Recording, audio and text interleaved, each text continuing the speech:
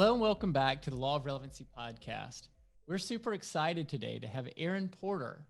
She is the author of Eat, Pray, Get Well, and that's eatpraygetwell.com. And it's a great story in a book that talks about her journey of healing and correcting some situations that were in her life and how we can learn from her. I am Cord Owen. I am the CEO of Bake More Pies, a full-service advertising and marketing agency located here in Tampa Bay. Erin, thank you for joining us. Thanks so much for having me. We're very interested in your story. Could you tell us a little bit about where it all began? Sure. Well, I grew up in the Bronx, New York, and came from a very difficult childhood. So I was telling you earlier, 18, I could not wait to move out of my house. So I got a job in Manhattan and got the first apartment that I could afford, or the only apartment I could afford. So you can imagine in Manhattan for an 18-year-old what that would look like. And it had visible mold, but at the time, of course, I didn't think anything of it. I was just happy to be out and be on my own and thought I would start my life. And well, I guess fate had different plans because I almost immediately got sick in that apartment. And it would take probably almost 20 years before I could trace it back to mold because I had problems head to toe and was diagnosed with all different types of illnesses and diseases. But once I found my cause, my life changed and I started to get healthy. But back when I was 20, I don't know why, I just had this strong desire to write a book. It was almost like I knew I would write a book, but I didn't know what it would be about because I knew nothing. I didn't have anything, but here we are, a couple decades later, and my book is out, and it's just amazing how life works in that way. So Erin, help us, take us back to that time. So you moved into the apartment. I can fully understand, wanting to leave that environment and find your own space, your own little dominion that you had control over, Yeah. right? And then, so you get into this apartment, and how long after moving into that apartment did you start feeling ill? It was just weeks. So it started off with a simple sinus infection, right? No big deal, except I still had that sinus infection years later, and antibiotics became just as common as brushing my teeth. I was on them all the time, every day. If I tried to come off within a week, I'd get sick again. So within a couple years of being on the antibiotics, just trying to kill this sinus infection that would never go away, I remember standing at the bus stop waiting for the bus to bring me into the city, and I could barely stand. The fatigue was so incredible, and here I am, 20 years old. I haven't even reached my 21st birthday yet. I started having heart arrhythmias, all kinds of scary symptoms. Epstein-Barr, a virus that wouldn't go away, just kept coming back. Serious reflux to the point where my esophagus would have sores, and the pain was up there with childbirth, as far as I'm concerned, when you have that severe reflux. So, I'm not even 21 and my body's sort of falling apart. And I am not thinking that I'm thinking they're all separate issues. And so at lunchtime, I'm watching friends go have lunch and explore the city. And I am focused on, going to the ear, nose, and throat and going to this doctor and this specialist, just trying to get well, not realizing it was all correlated and it was all because of the mold. But that would take many, many, many, many years to find out. And so a lot of self-medicating, a lot of pharmaceuticals that just made me worse, and a lot of forced sinus surgeries. And I did continue to get worse. I did not get better until I was in my late How long 30s, did you live in that apartment? 9 months. Okay, so you were only there for 9 months, and somehow this mold 9 months. attached itself to you and was living in your Correct. sinuses. Correct. And then, of Wow. course, my diet and the antibiotics only fueled the infection that was there because once mold fungus gets in your lungs and your sinuses, it wants to live. And so how it lives is, a diet has a lot to do with it, sugar, carbs, and then of course antibiotics only fuel mold. Didn't So know that. when I was in my late 30s, I found a fantastic ear, nose, and throat who took one look at my CAT scan, and he just said, "You have one of the most severe fungal infections I'd ever seen." Where I already knew I had two difficult bacteria to get rid of. For 20 years, I was trying to get rid of Pseudomonas and staph, which people who have sinus issues know what those two bacteria are because they're super hard to get rid of. So I thought, well, this is something I never heard before. This could make sense why I'm not getting better. And he started me on antifungals, and he kind of explained, as long as the fungus is still there, you're never going to get rid of the bacteria because they're pathogenic. So, they kind of fuel each other. So I started learning everything I could about the very unsexy topic of fungus, Yeah. because this is the parasite that was in my body and it was not going to win. And so I just started learning everything I could. And I thought, oh my God, so it can cause heart arrhythmias. It can cause you to get Epstein-Barr. The antibiotics destroyed my gut. Like everything started piecing together. And I thought, I don't have anything against conventional doctors at all. Some of them are great. But I thought, okay, I need somebody who knows this area, and started looking more into alternative kind of holistic doctors that are still MDs, but have their foot in sort of both worlds, conventional and Sure. holistic.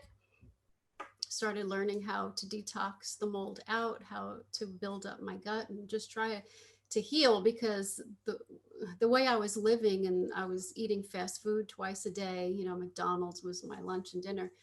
It was a slow death. I don't think that I would be here still if I hadn't changed pretty much everything about the way that I live. I can no longer, if I go into a bowling alley and I smell mold, I'm out of there.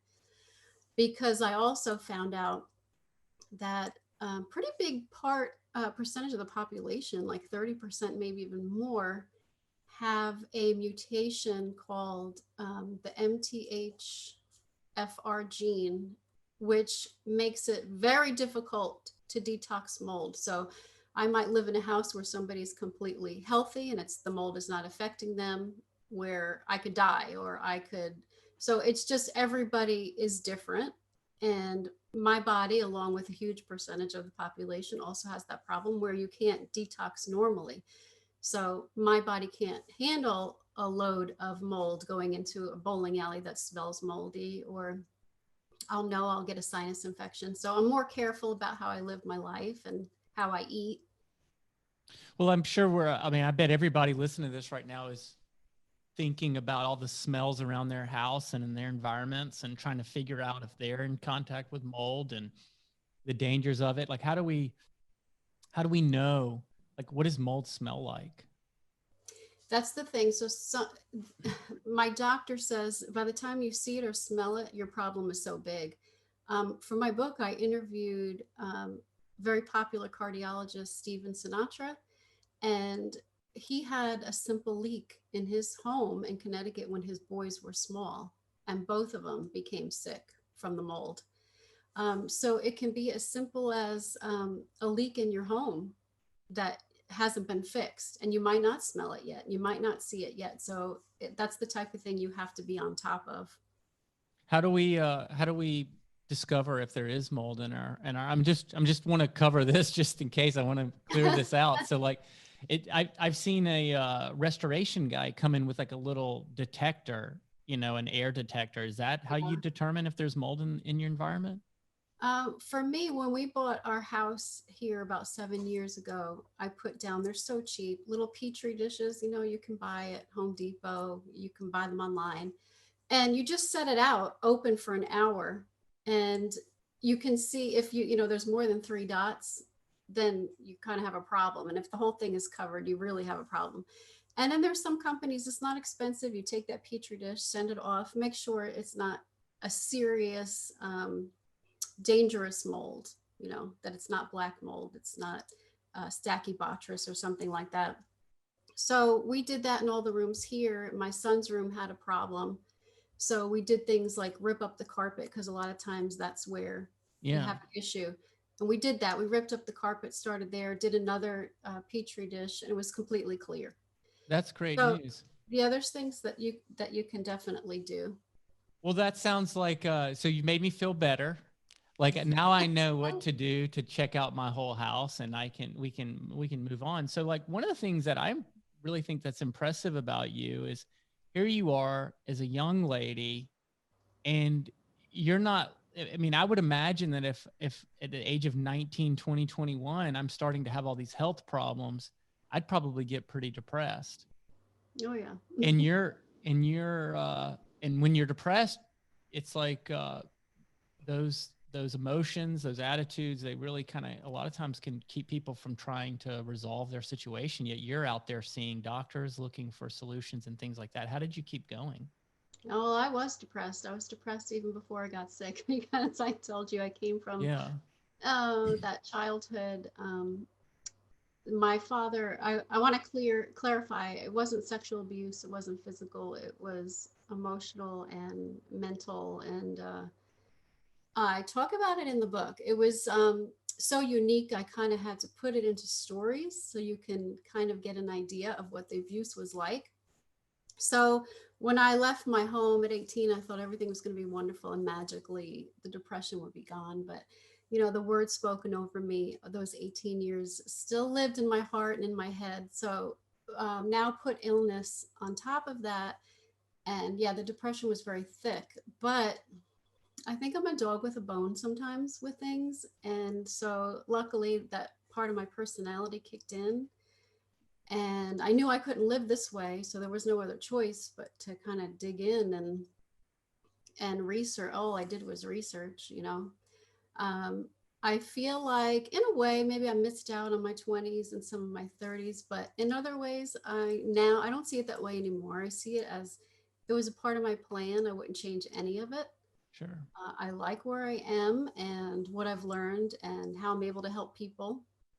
And then on a personal level, I'm not the same person anymore. I think I told you because of my childhood, my shyness was crippling. I could barely say hello to people. So for me to be on television as often as I am and just feel comfortable in that space is just, I don't think I'd be here without everything that I've been through. 100%. I mean, it's all of that background, and obviously you've turned it into an amazingly rewarding and productive life with your blog and your book and the help you give to others and the advice. How did you how did you find this expert doctor? Like, what did it take? Like, one of the things I'm so disappointed with when in the medical field is that, uh, you know, you expect like some kind of consistent level of care, and it seems like every now and then, you hear about like some doctor who's better than the rest, Hmm. and it seems to me like you were looking for someone who understood both the holistic and dietary. I mean, from what I understand, in the entire time at medical school, I think doctors only have to take like an elective nutrition class. They don't really go into the benefits of eating, and the rest of the stuff you put in your body all the time. It mainly focuses on medication, right? And they learn this much about bacteria and viruses, and they learn this much about mold and the destruction that it can cause and the diseases that it can mimic. It's really a shame. But even cancer, I was on television a couple of days ago talking about a study from 2013 in the Journal of Lung where um, I think there was 27 people that were medically and radiologically diagnosed with cancer in their lungs. And then they went on to test them further, and they sent those biopsies out for fungal to test for fungus as well. Almost half of them, they did not have cancer. They had, it's called aspergillomas, which are fungal balls. They look like cancer, they act like cancer, they need the same, food source as cancer. So if you think about if those people hadn't have been tested further, which we really don't do in our society, we look at, oh, that's cancer. And then you go get your radiation and you get your chemo. So to find out half of them had aspergillomas, and that's treated so much differently and so much cheaper, by the way. It's probably $6,000 to treat Yeah. the fungus, and who knows how many hundreds of thousands of dollars to treat the cancer. Not to mention, that's not really what you needed in the first place. So there is my mentor. He has a TV show for 20 years, Doug Kaufman from Know the Cause. He speaks to oncologists all around the country, and he's really starting to open their eyes, like go a step further and send that biopsy here too, because that can be all the difference in the world for some of these people. But I think we're getting there. Well, I mean, you sound incredibly educated when it comes to some of these conditions, especially as they relate to fungus. And tell us about how your book can help us stay healthy. Well, it's divided into 3 sections, and the first is emotional health, and I kind of take you through my journey of childhood, and really, it's quite I've heard people say it's like a roller coaster. It's like it'll make you really sad, then it makes you really happy, and that's what I wanted. As soon as I lay down like a sad story from my childhood, then I put something, a really happy story, or it's something inspirational. And then as far as physical health, there's a lot in there that I don't know if you've seen my book. It's pretty thick. It's not only what to look for, what diseases it mimics, what I tried and didn't work, what I tried and did work. And then woven in 60 recipes that are gluten-free, free of sugar and yeast and just things like that. So there's just a wealth of information. And then the last part is spiritual health and where I felt God was during all the pain through my life. Well, it sounds like that title in. Yeah, for sure. It sounds like perhaps God's played a huge role in your journey, especially with using you as a mouthpiece for some of this that you're talking about. It's funny you said that. It will be hard for some people to understand this part, but back in my late 20s, I lived in Atlanta for a year, and I went to an ear, nose, and throat who said, you have I'm sorry, I lost my train of thought for a second. You need your tonsils out, and you need an adenoidectomy. Sorry about that. And he said, your sinuses are a mess. When you get down to Tampa, he knew I was moving. You're probably going to need a sinus surgery as well. And so I got those surgeries from him, and I was writing in my prayer journal one day, and it came across, this doctor is going to be the one to help you. I felt it right after he did my surgeries. He's going to help you get well. But then I moved, and I got sicker and sicker, had more surgeries. And my mind sometimes would go back to that doctor, but then I think, how can he help me? He's in Atlanta, and he's the ear, nose, and throat. I'm dealing with heart arrhythmias. I'm dealing with things that have nothing to do with ear, nose, and throat. 16 years after he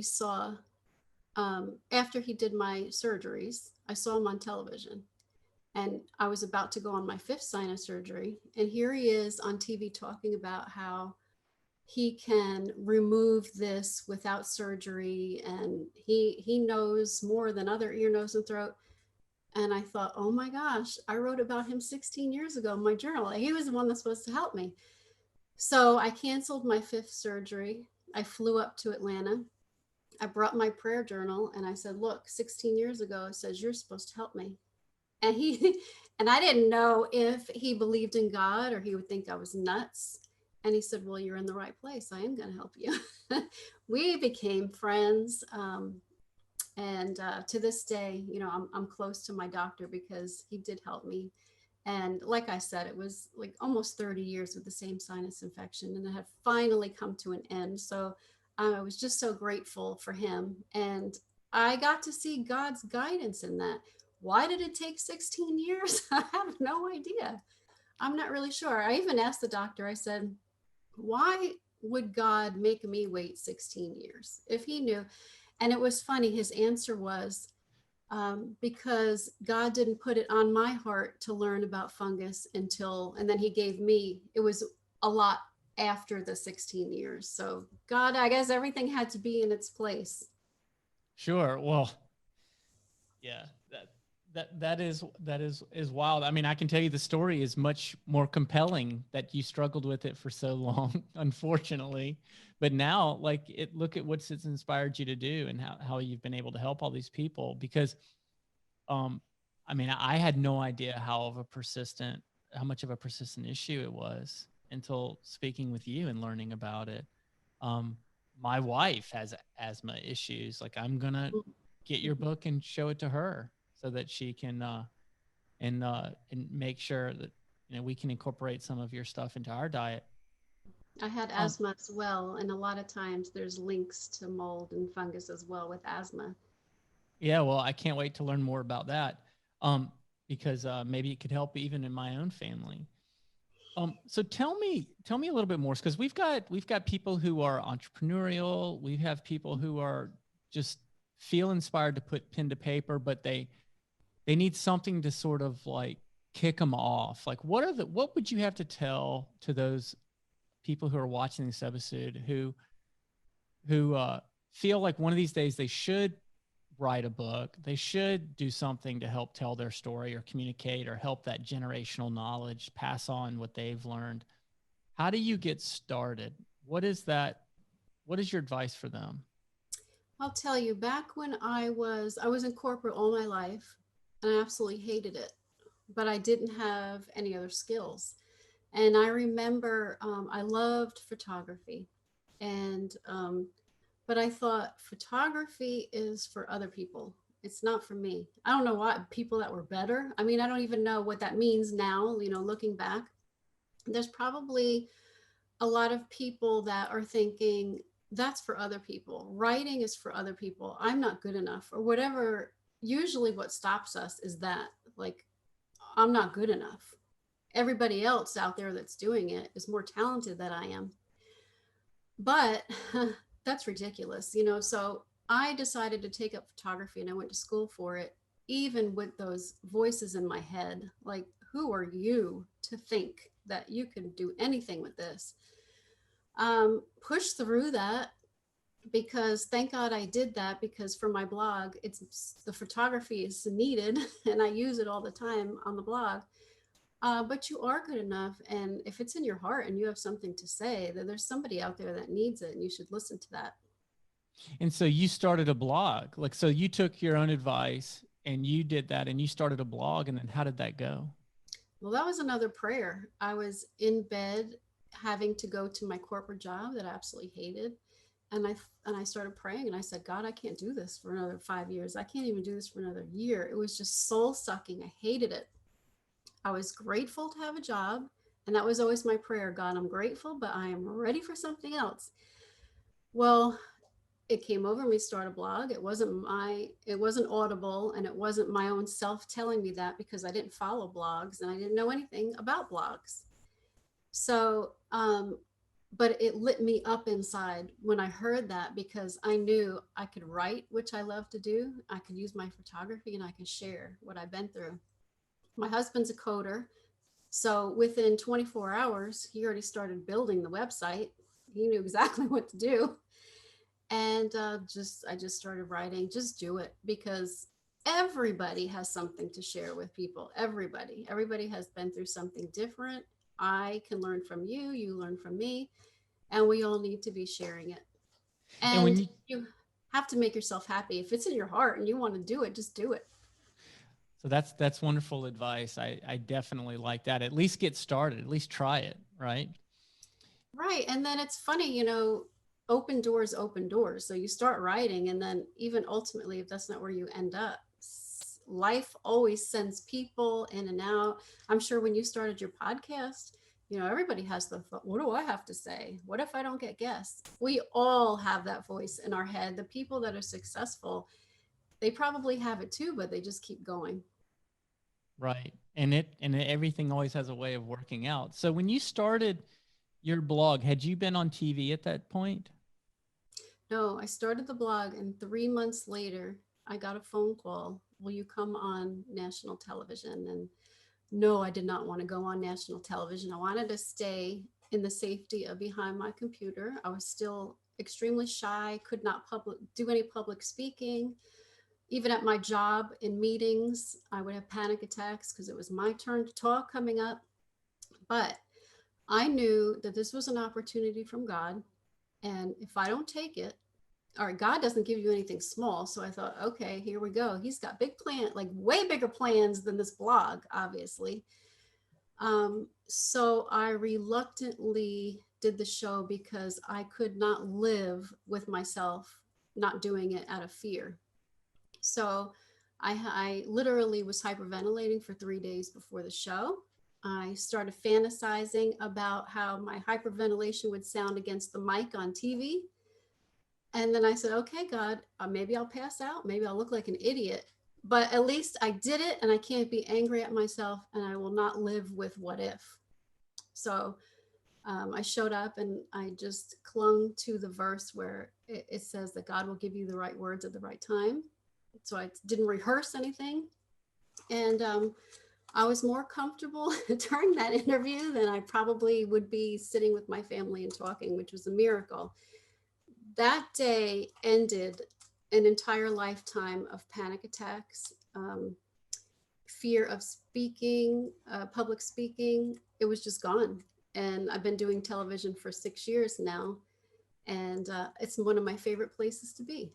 So it was a bigger blessing. It wasn't just a blessing to the blog; it was a blessing to me personally. That's crazy to hear, because here you are, like super nervous, and then instantly you're ready to do that interview. Mm-hmm. And it's just like, okay, I'm calm, and not only am I calm, but now I'm no longer shy. That's right. So I say that to other people: be terrified and do it so you can live with yourself. And because, my God, living with regret, living with what if, that's horrible than failing. So what? You try something, it doesn't work. It usually will take just a different road, and then that's pretty cool too. You find out. And so how's this career going for you? I assume you don't have the corporate job any longer. This is a full-time focus. That's it. I haven't been in corporate now for about 4 years, and this is my full time. And I do a lot of television. Like it's only mid-October, and I've done 2 TV shows so far this month, and that's probably one of my favorite things to do. I don't know why, but so everything is going well. The second edition of my book came out a few months ago, and that's going well. So it's not just my story, but I add some really cool interviews. Like I have people that inspired me. Supermodel Carol Alt. She looked like the picture of health. She was so sick. I mean, she was just waking up, self-medicating, trying to get through the day. And she finally, cried out to God, I'll do anything. Just show me how to heal. I can't live this way anymore. I'm losing my career. I'm losing my looks. I interview Doug Kaufman from Know the Cause. He's the one I told you about, has a television show about 20 years now on this topic of mold-related illnesses. Who else do I have? I have cardiologist Stephen Sinatra, and we talk about how interesting our heart health. Most cardiologists will say, oh, it's what you eat and some supplements. Well, he talks about anger and emotions and abuse and what that does to the state of your heart, and even how the spiritual side ties in with your heart health. And a lot of other cool interviews. Tommy Rosa, he wrote a book with Dr. Sinatra called Health Revelations from Heaven and Earth. He had a near-death experience.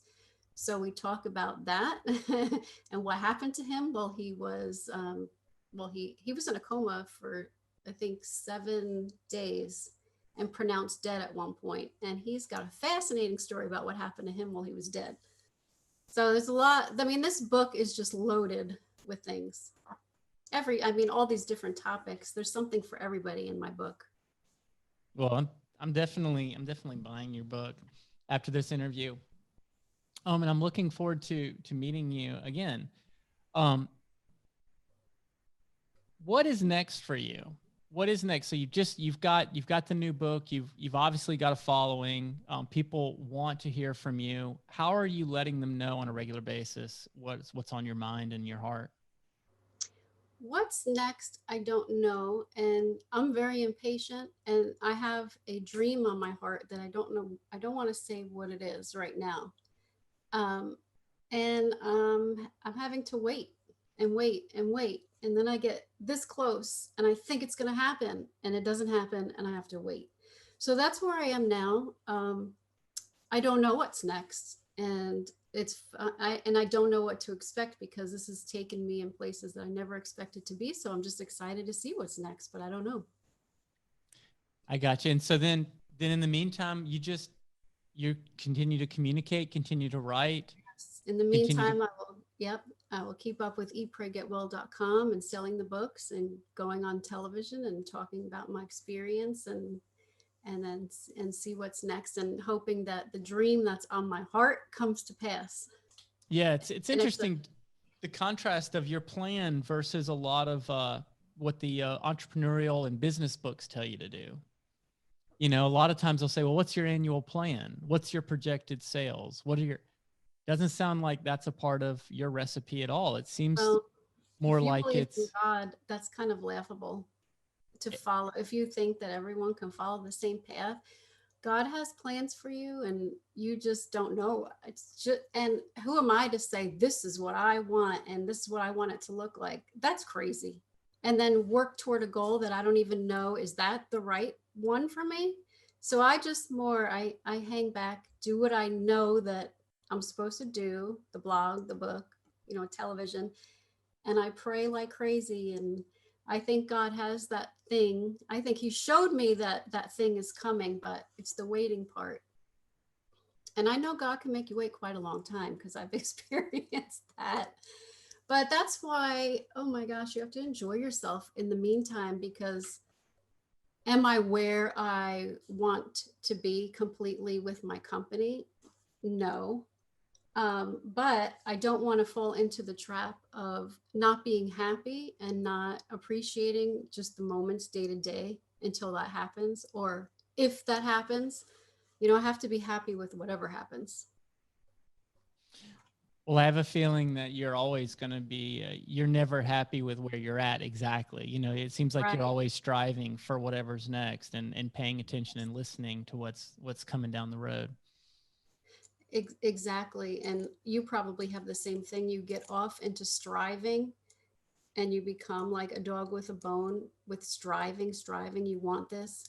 And you start becoming unhappy or like, will I be happy? That's the dangerous zone where, boy, I don't know if I could be happy if this doesn't happen. Okay, you just crossed over into now you're lusting after that thing. If you can't be happy without it, then you went too far. Like back off and get perspective because your life is so short. You just have to be content and find happiness outside of the striving. Well, I will certainly take that advice. I do push myself pretty hard with everything that comes in front of me. You know, I latch onto things for sure. Yeah. I really appreciate you joining me today and talking through Thanks for this. I having love me. hearing about your journey. Thank you. It was so much fun being here. And I'm just going to send you a book. So send me your information. You're not going to buy it. Well, I just found out I live down the street from you, so I maybe know, it's crazy. That's right. I can meet up and give it to you. you won't have to mail it.